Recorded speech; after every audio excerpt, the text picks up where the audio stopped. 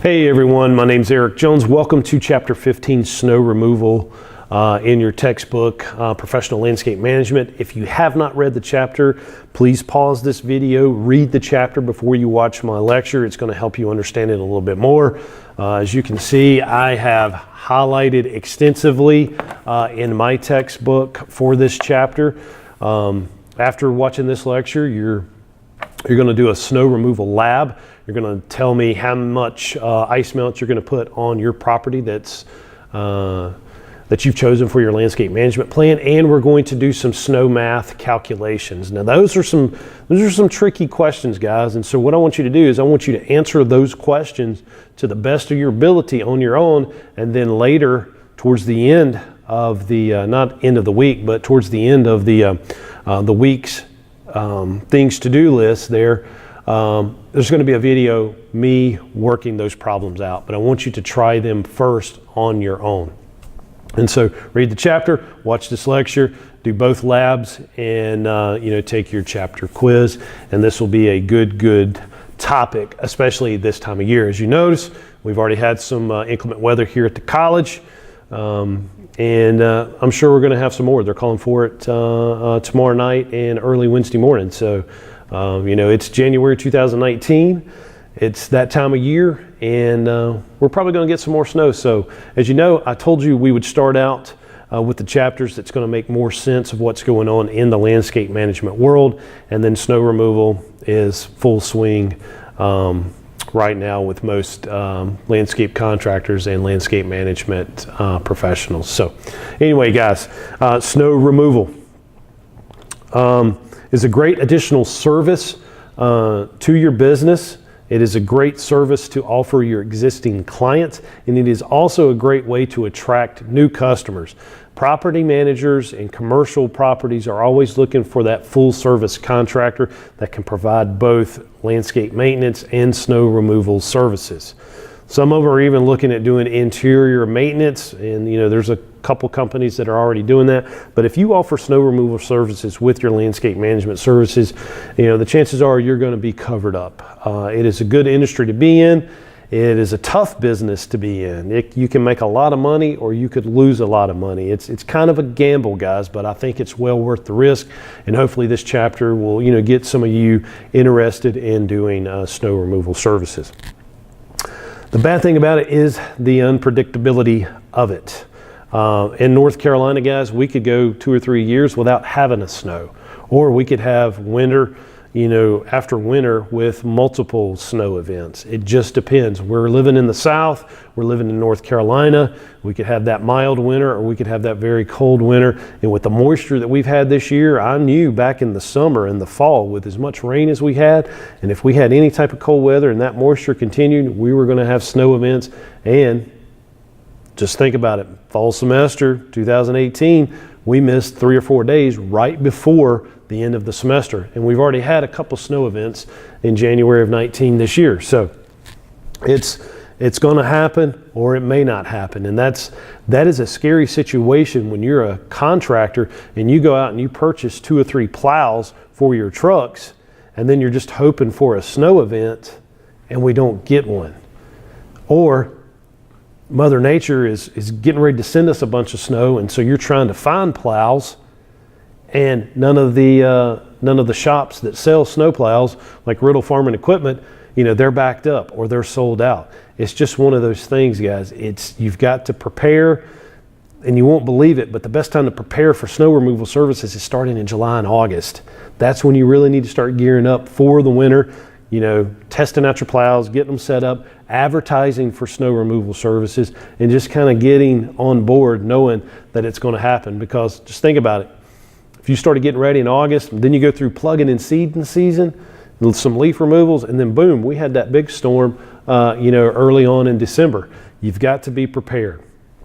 And so July and August is the months that we prepare. Very profitable, but very unpredictable. But don't let that scare you. Now, read this quote that I'm getting ready to read for you. Successful and profitable snow removal requires specialized equipment, a system to address the mechanics of snow removal, an effective pricing system, knowledge, and dedication to customers and from employees. That says it all right there, ladies and gentlemen.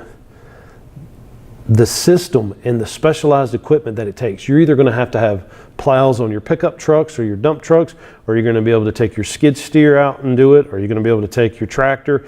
Are you in the grading business and have a motor grader? I mean, it just depends on what you're doing. You're going to take your backhoe with a front end loader bucket to do snow removal. Do you have a dingo? Do you have plows that you can put on some of your front mount mowers? I mean, there's all kinds of things that you can do when it comes to snow removal, but it takes specialized equipment, and it takes a system or the mechanics of knowing how to do snow removal. You can't just go buy a plow and think you're in the snow removal business. You're going to have to take steps necessary prior to each snow event to get you and your crews and your customers ready for a major event. You need to know how to price the thing. How do you price it? So many guys go out and buy a plow and they're like, man, I charge $85 an hour to push snow. Man, that's the wrong way to look at it. You know, if you're working an 8-hour day, you know, that's still not as much money. You need to be on a per push pricing strategy, and the chapter talks about that, and I'll talk a little bit more about that. What we did, we always did it per push, because guys, in a snow event, you know, you're going to really get activated with probably 1 inch of snow on the ground. If it continues to snow and you go push that 1 inch off, then you're going to come back. By the time you get back around to that first initial site you visited, they may have 2 more inches on the ground. And so you're continually doing a cycle. And if you're only going there for an hour, and trust me, when clients will watch you. They'll have a site supervisor going around the banks that we did. You know, people were watching us 24/7. And actually, when we did all the stuff for First Union, Wachovia, BB&T, we carried around a little PDA. It's kind of like a cell phone, and we'd have to punch in while we were. That was required by the banks for us to do that. We would punch in the time we were there. They tracked how many hours, but we had a contract with them per push. They still wanted to track hours. But what if we were only there for 15 minutes and we're charging $85 an hour? We're going to get, what, $20 to do that 1 inch push? No, thank you. And so we had a per push price. They still tracked us per hour. And don't think that if you're working for a shopping center or something that somebody is watching you to see how long you're there. Because property managers, they experience the same things that we do. The unpredictable snow amounts that we're going to get. They may not have as much budgeted this year as they did last year. Well, this year it snows a whole lot more. So you got to work with your clients.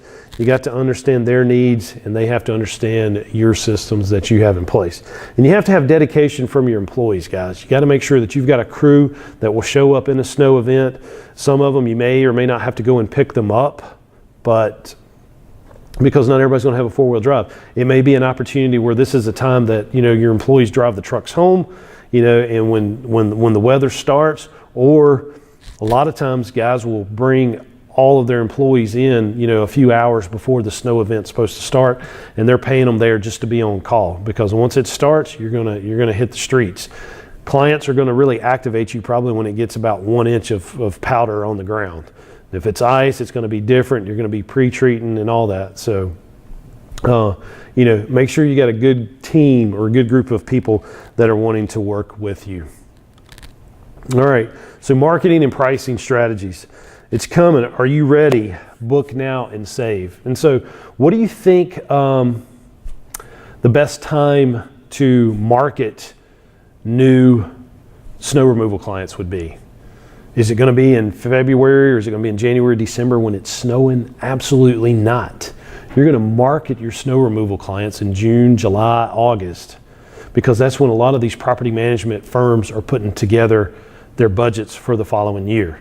You want to be there on the ground up. You want to be there ready to go, having pricing in place, what you're going to do. Now, what we used to do, like I said, we used to do First Unions back before Wachovia, you know, acquired them. When we did Wachovia before Wells Fargo acquired them. And so we've done First Union, Wachovia, Wells Fargo, BB&T, Walgreens, CVS, We did a bunch of stuff for Star Mount in Greensboro. I mean, we were all over the place. Man, when it started to snow, I wouldn't see my family for multitude of days. I mean, we were sleeping in trucks, going into a gas station to wash our face and stuff like that. We would work multiple days straight. 2-door truck, taking turns, catching a few hours of sleep, or, getting out, shoveling sidewalks, putting out salt, ice melt, things of that nature. It was a very strenuous job. And so I got a little tongue tied again, didn't I? I got off subject. We were talking about pricing and marketing, but you market in June and July. But with all these banks and commercial properties that I know where I'm going now, I would send out flyers in July. I would go to Office Depot and I would buy light blue paper and I would come up with a snow flyer. Guys, this was before the days of social media and everything. But I would print up a flyer. I would scan it in. I would email it to them if I had their email address, or I would print it out, lick a stamp, and send it to them. We got a ton of work just off of that. And if there was a snow event, I was doing the same thing. Like a day before, I was sending those flyers out. I was making those phone calls. I opened the phone book and I listed every property management company in Winston-Salem, in High Point, in Greensboro. And I called them. Hey, do you have somebody doing your snow removal? Yeah, we do. Appreciate the call though. Call the next one. You got somebody that's ready to do your snow removal? No, we don't. Actually, that's how I got a bunch of work from Star Mount. They got a huge portfolio of properties that they needed managed. Yes, they were using a bunch of snow removal contractors, but we got a lot from them. Stayed on battleground for days on end back in the day when we would get a foot of snow.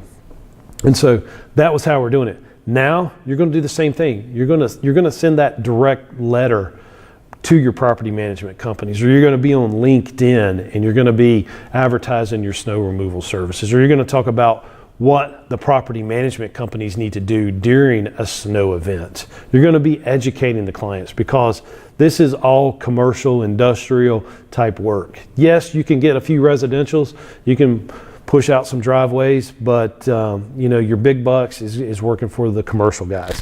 But do it in June and July. Again, market it in July and August. Focus on the market niche and your existing clients. Always let your existing clients know that you do snow removal services. They need to be priority. The ones that you have, your landscape management customers, need to be first on the list for snow removal services. And then make sure you got personal contact and direct mail advertising. That's the way you're going to get the property management. Other than LinkedIn, and on that type social media, maybe some Facebook marketing when it comes to commercial property, but LinkedIn, direct mail, and guys, just picking up the phone. Hey, who's doing your snow removal services? And even in June and July, go and visit the property managers. Offer a class on your snow removal services. Bring them into your shop, talk to them about it. That's how you're going to get these clients.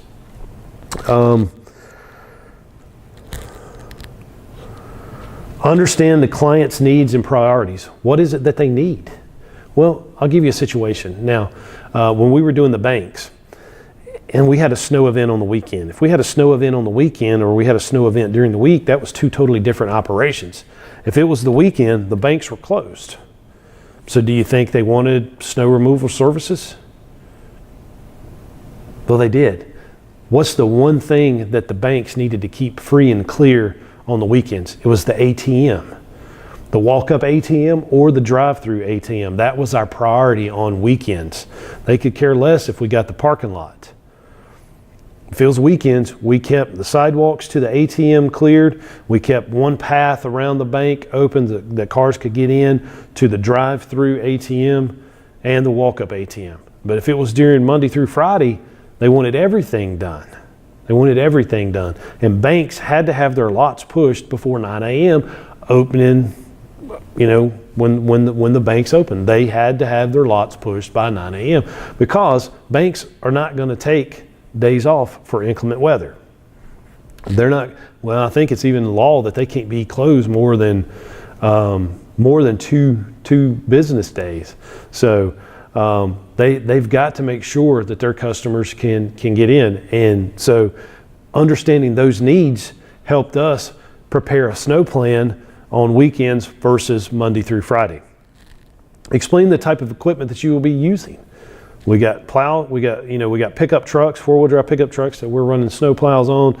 We've got pallets of ice melt in the back, either with a push spreader or with a tailgate spreader. We've got a truck going around with a dingo that's helping us do sidewalks. We've got a crew of 4 men and women in a truck with shovels that are going around doing the sidewalks. And so you've got to think about what you're doing. You may need, if it's at weekend, you may need those trucks just hitting those drive-throughs and hitting those rough areas. Restaurants are going to want you on the weekends. So you may be targeting more of your crews going to the restaurants. You may need sidewalks cleared there. You may need a truck going through every so often and pushing out the lot. Just depends on what's going. Let your clients know what you're set up to do. Let them know what type of equipment that you are using. Remember that this business is hard on your employees and equipment.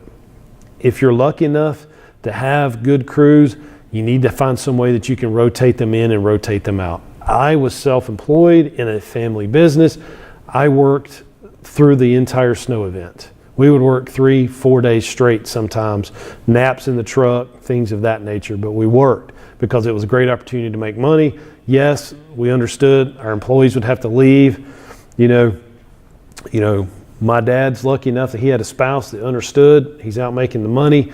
I missed a lot of time with my kids growing up playing in the snow. By the time we got home from a snow event, it was all mud and nasty, and the kids were burnt out with the snow anyway, so I never got to play with my kids in the snow, and that's the one thing I regret about it. But the money was worth it, and it was able to keep food on the table and keep the landscape company going through the winter.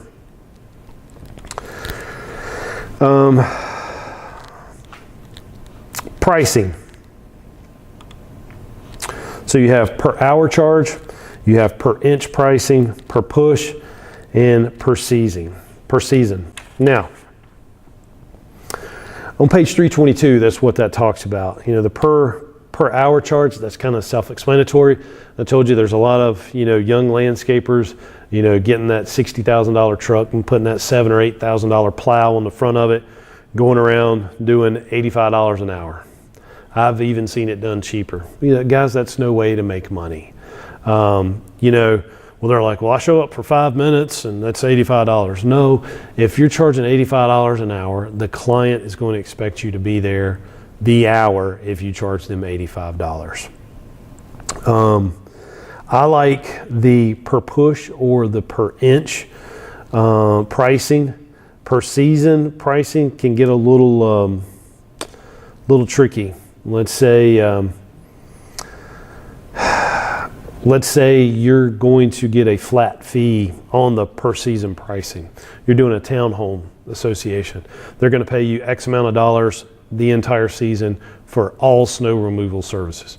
So let's say you're going to get $10,000 all winter to push that complex. That means, they've paid you, they've probably given you half of it up front. They're going to expect you to be there immediately upon a snow event. Well, what if we have a snow event every single week? What if we get 12 snow events through the winter? You are in a locked-in price at $10,000 to keep their place ice and snow-free. You've lost money. Now look at the other side to that. Well, let's say they give you $10,000 no matter what, because it's a guaranteed price, and we have one snow event of 1 inch. Well, your customers lost a lot of money. So on that per season pricing, a lot of people, somebody's going to get hurt, either the client or you. So I try to avoid it. I like the per inch or the per push, depending on what you're doing. That per inch pricing, not always reserved for very large accounts in areas of the country, but can vary from 0 inches to 60 or more a year. Universities, airports, and large industrial shopping centers are examples where the per inch is normally used. Contractors charging by the inch normally establish brackets and charge for each snow occurrence based on the total accumulation. Now, ours was, I called it per push, but ours was basically per inch. We were mobilized by the banks at 1 inch. And so we would do anything from 1 to 3 inches. and then 4 to 6, and then 7 to 9, and then 10 to 12 inches.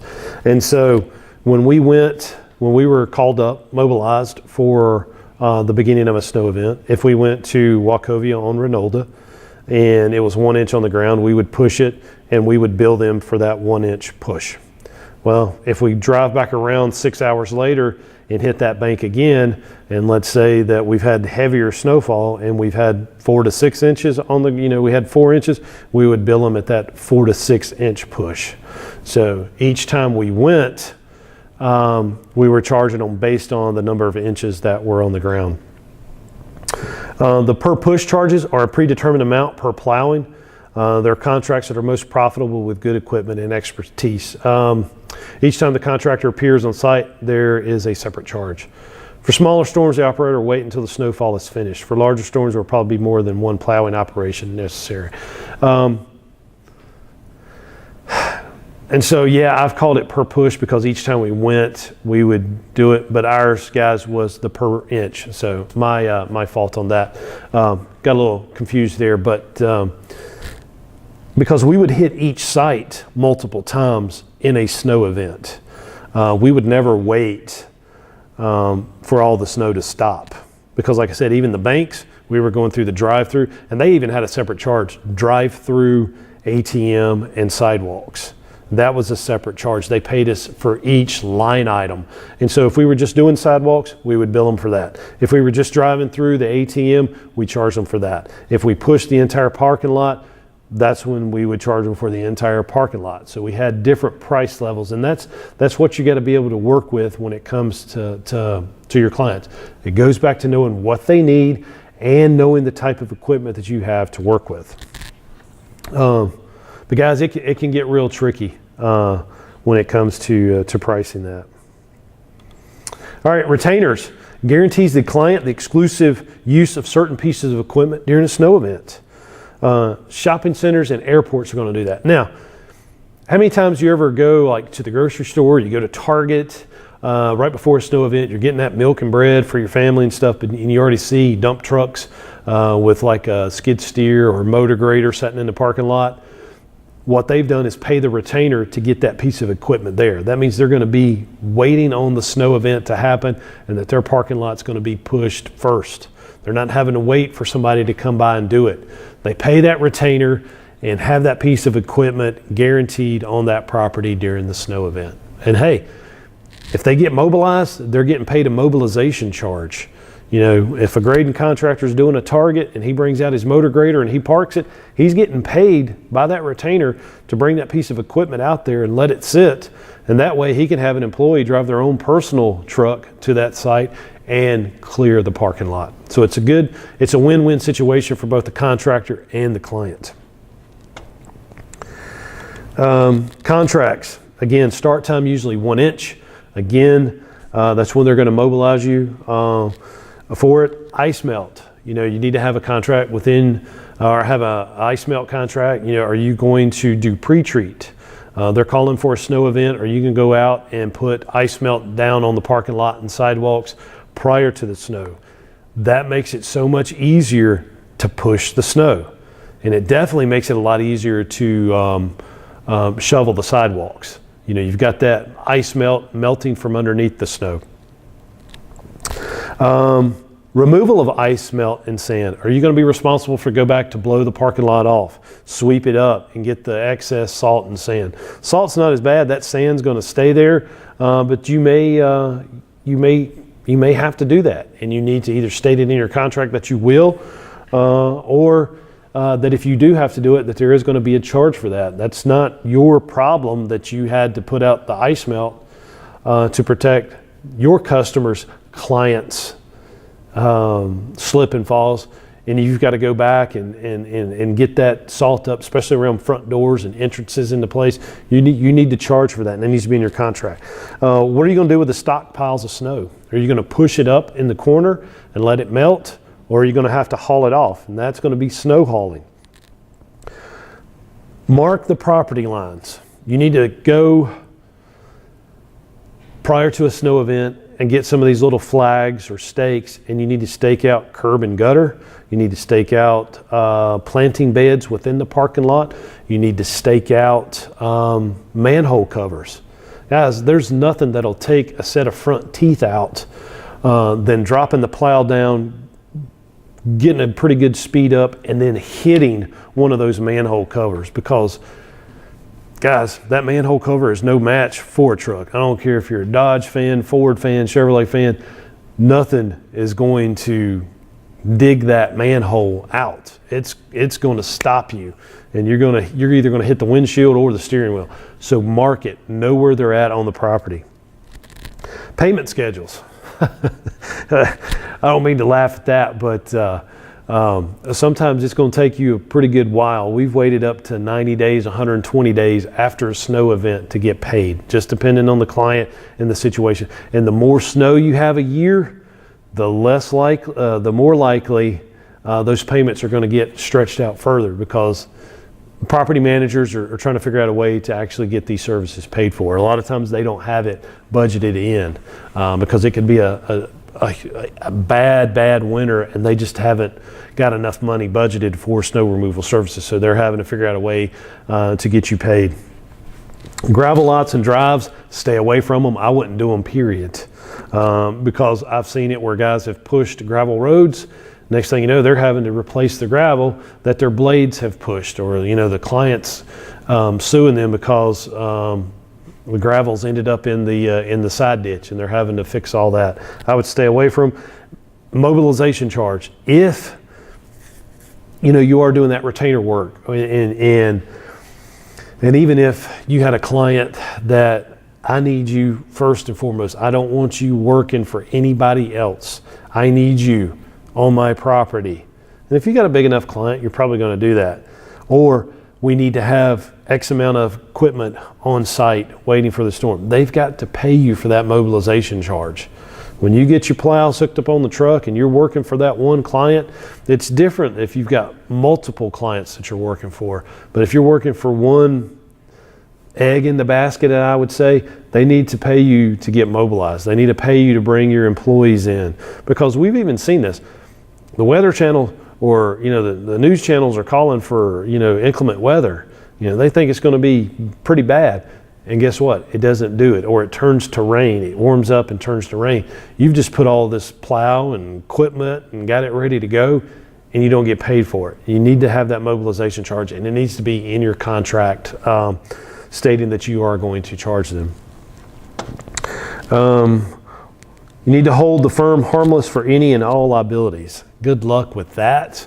This is the one thing that people get sued for all the time. You didn't get that all that ice up.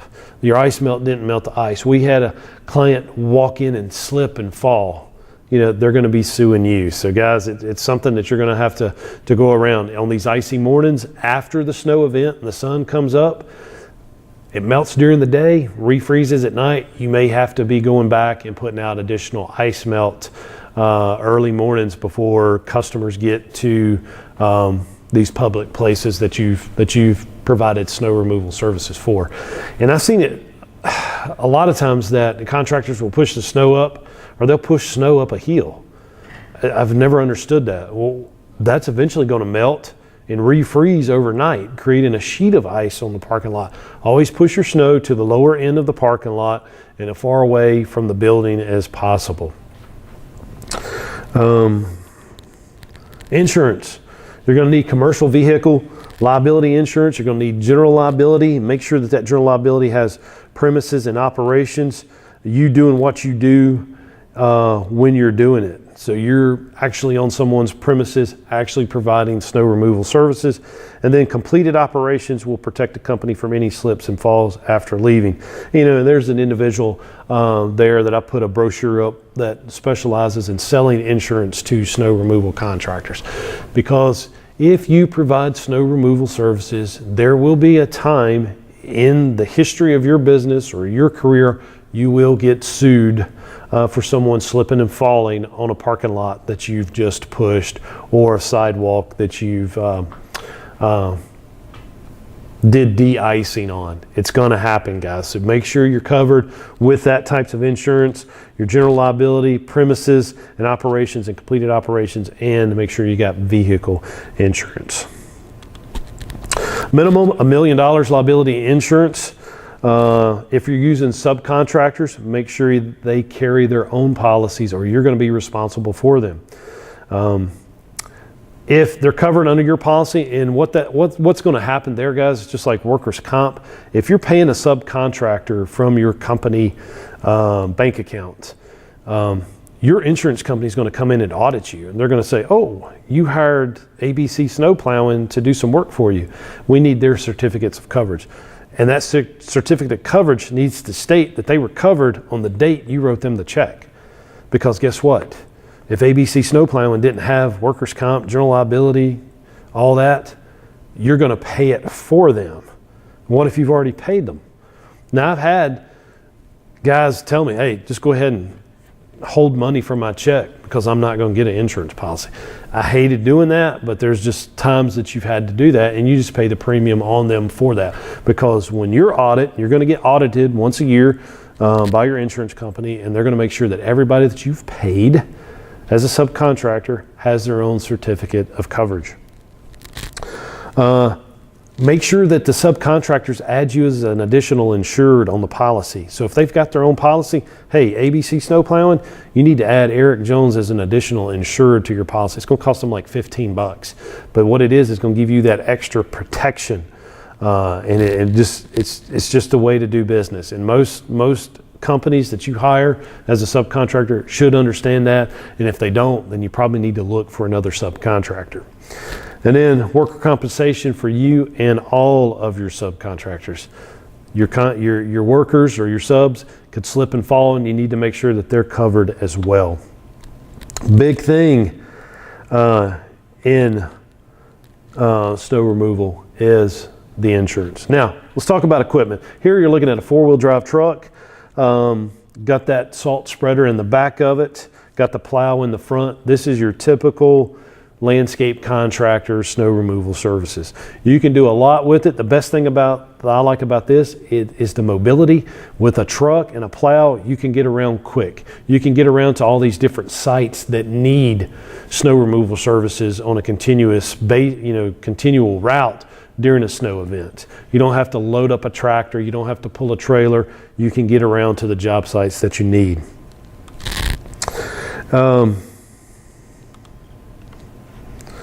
Here we got that top left with the little cab over it is a Steiner.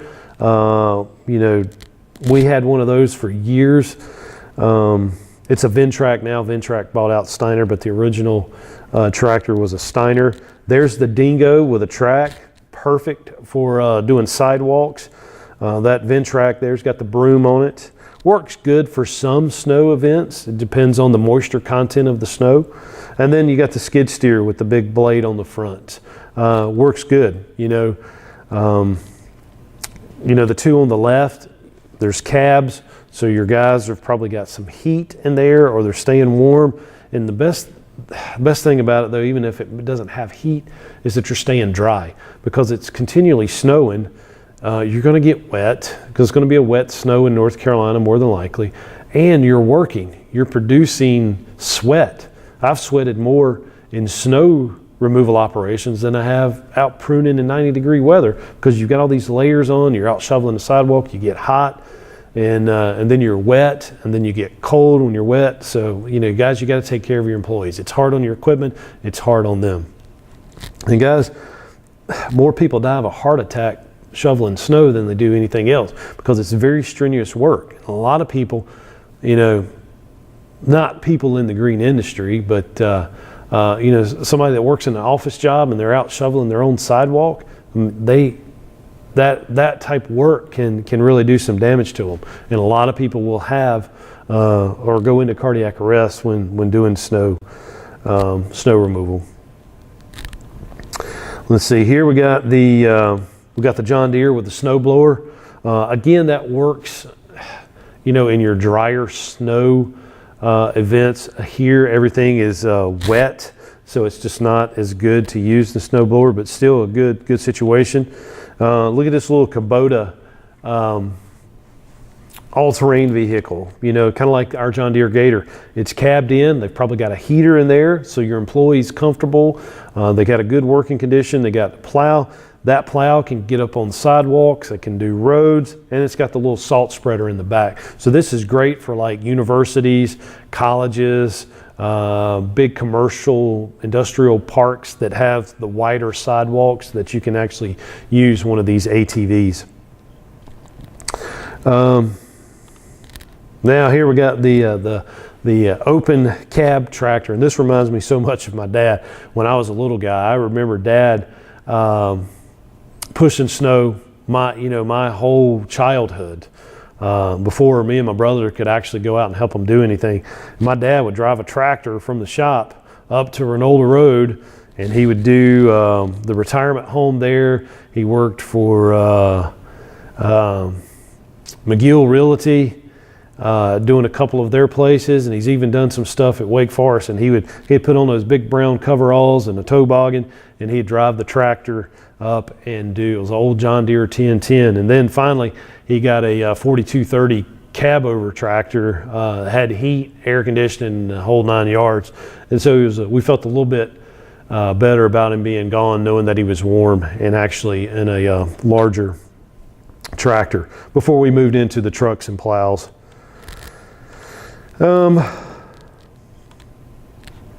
a front end loader.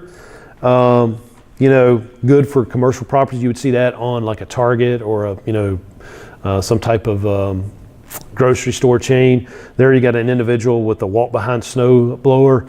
Not going to do much good here.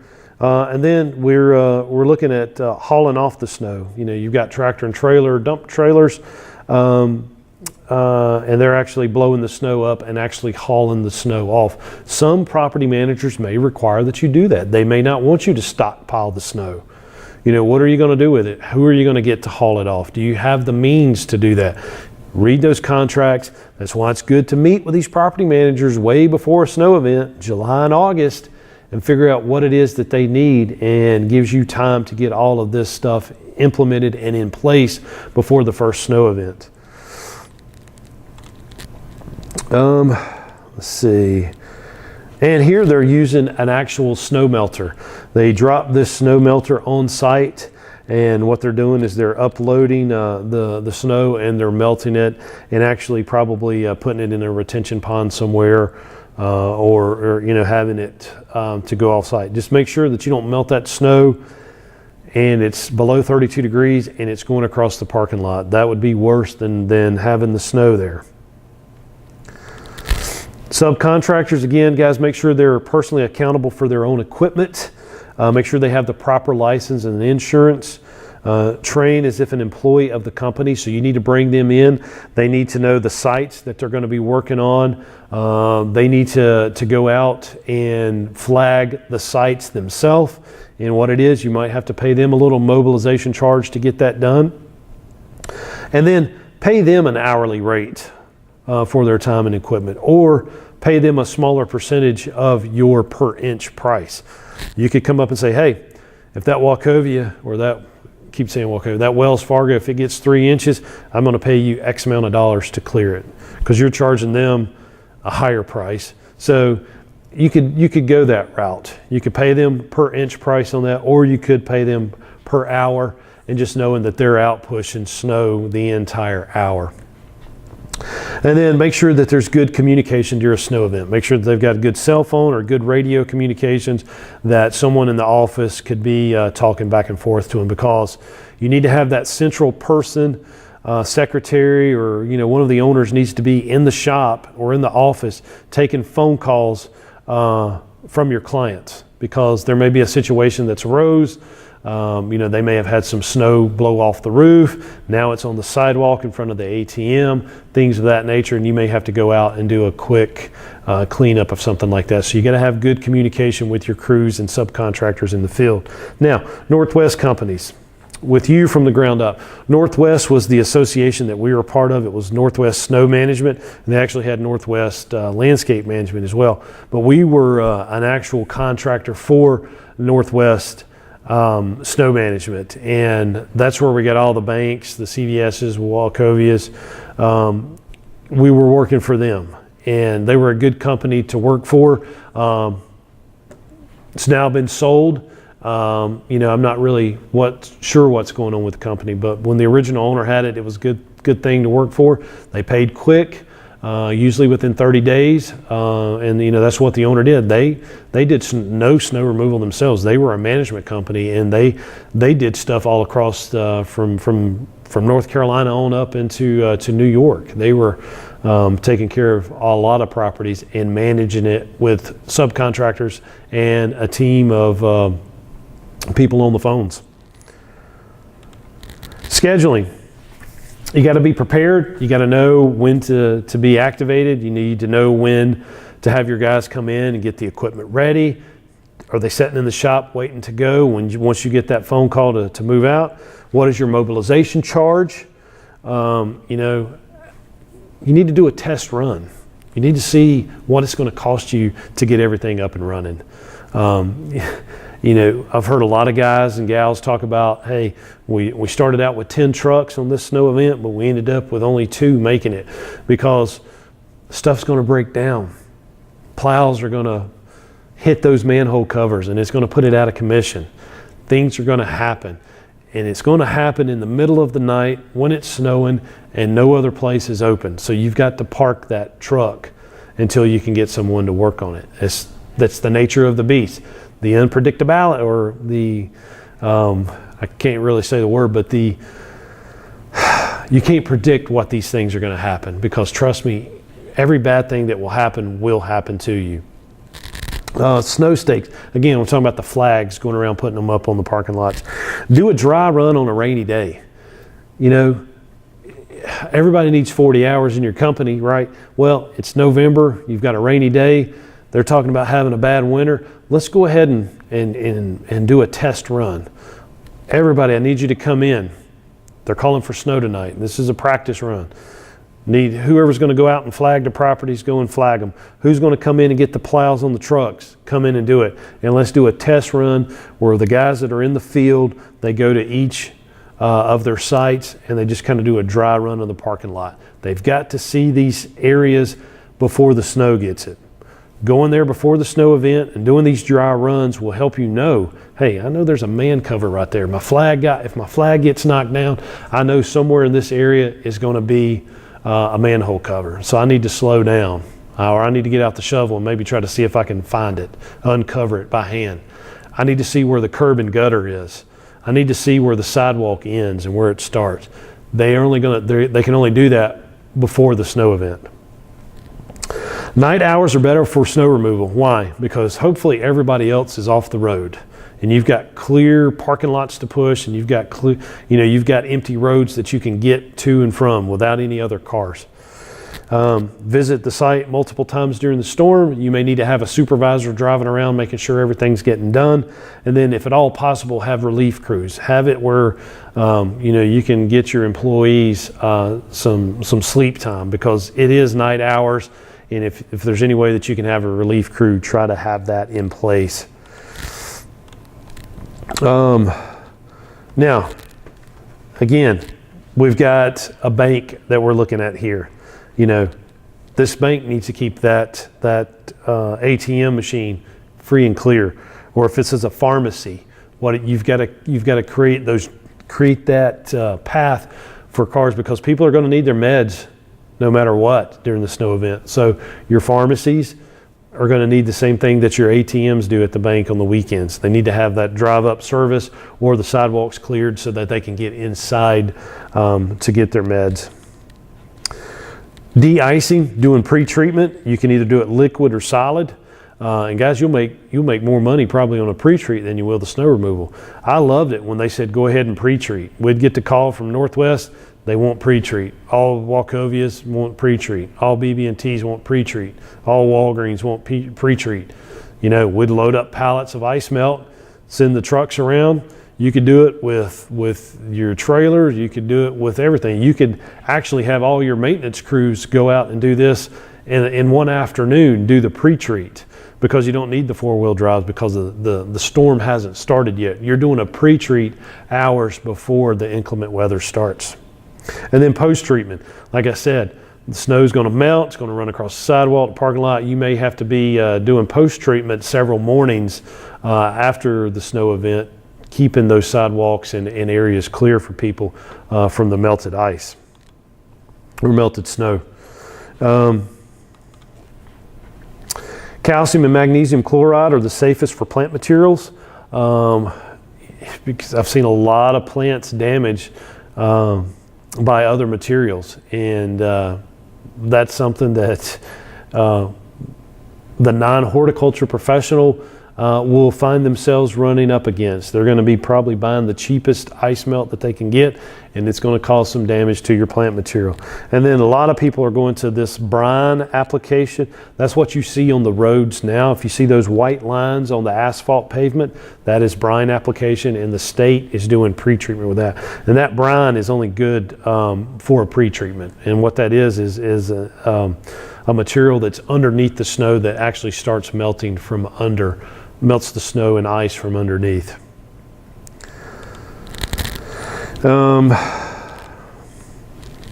Abrasives, they do not melt the ice, they help with the traction. And we're talking about sand, guys. And that is a nasty mess. If you go out and start putting out sand, but what it does is it does allow your clients to have some traction on their sidewalks and even in their parking lot areas. But that's one of those things that you're going to have to go back and probably sweep up and get blown off after the snow event. I don't really like doing it. And then here, look at the salt damage to the plants. What it's done is burned. It looks like junipers that's been pruned or some type of holly. It actually looks like a juniper, but it's burned the underside. And there's nothing you can do about that. I mean, that's just what's going to happen. You've got to use the magnesium or calcium chloride, which is better for your plant material. Avoid using the salt de-icing materials. Only use when needed, and then apply at the label rates. And so our lab for this week is going to be a label, and you're going to calculate how much you're going to put out. And then do not pile snow near the plants. You're going to shade them out, you're going to choke them out, and I've seen people dump snow with a front end loader, just dump on plants to get it off the parking lot. That is going to kill your plant material.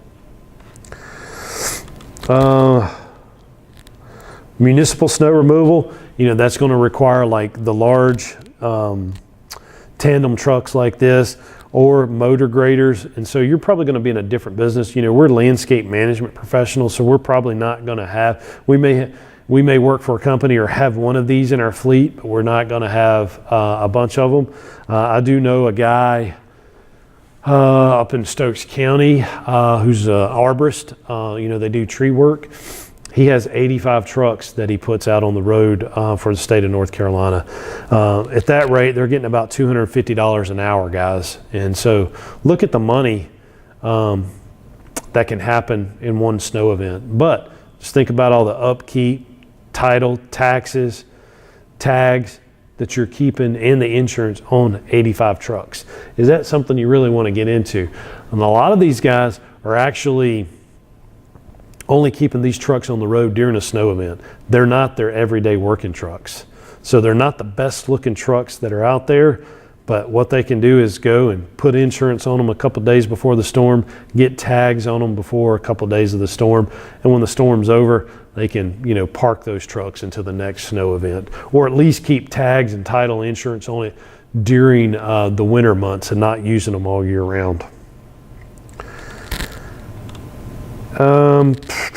The motor grader here, again, good for your municipal snow removal, doing the roads, I-40, 52, things of that nature. I wouldn't want to take one of these down a residential neighborhood. It's just a little big and bulky for that. Guys, the Snow and Ice Management Association, or SEMA, check out that website. I'll put a link on Blackboard for you guys to look at. But this is the Professional Association for Snow Removal Contractors. And they have the Certified Snow Professional certification, which is really good up north, and letting these property managers know that you are a certified snow professional helps you market your snow business a lot better. Now, here is your assignment, your landscape management plan. Tell me how many square feet of driveway and sidewalks that you have on your property. Let me know how much is there. And you'll be able to calculate that either using the Forsyth County property app that we talked about last week, or maybe Google Earth, and calculate the square footage. Or if it's a family or friend or somebody that you know, go and actually measure. But you need to figure out how much square footage of concrete driveway, sidewalks that they have on the property. Then we're going to calculate how much ice melt it would take to cover all surfaces of the property using the following label of ice melt. It's on the next page here.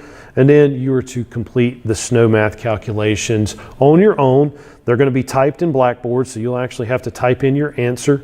I'll put a PDF of the problems up too, so you can print out and try to work out on your own. But you're going to have to type the answers in Blackboard so that I can grade them. And then what I want you to do is watch the video on me working the snow math calculations. And so here is your label. It's called Ice Away. It's snow and ice melter with corrosion inhibitors. It's got the directions for use. Sprinkle uniformly on ice and snow at the rate of 1 to 4 pounds per 500 square feet as needed after removing as much snow and ice as possible. If applied at the beginning of a storm, Ice Away with the Meltium and CMA makes snow removal much easier. Apply at the uniform rate. Do not use in excessive amounts. Reapply product as needed to maintain sufficient brine solution to prevent refreezing while wet. And so, we're going to put 1 to 4 pounds per 500 square feet. So you need to know how much square feet is on your property for your landscape management plan, because your snow removal services are going to be part of your landscape management plan for your client. And so that wraps this up. Guys, I hope you're excited about snow removal, and I hope you're looking forward to doing some snow math applications. I'll see you in the next lecture.